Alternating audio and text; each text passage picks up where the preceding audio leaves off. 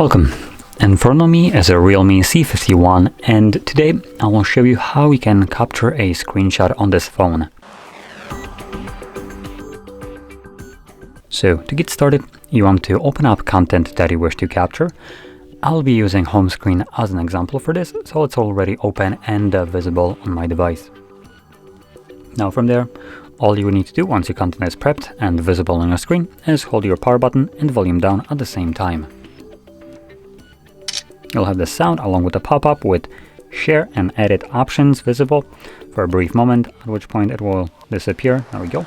Once it vanishes from your screen, you can find it under Photos application, and it will be visible under Photos right here as the newest thing, which is a screenshot that I have just captured. Now additionally, if you have more options at the bottom like albums, you could find it in an album called Screenshots. So there we go. Now, if you found this very helpful, don't forget to hit like, subscribe, and thanks for watching.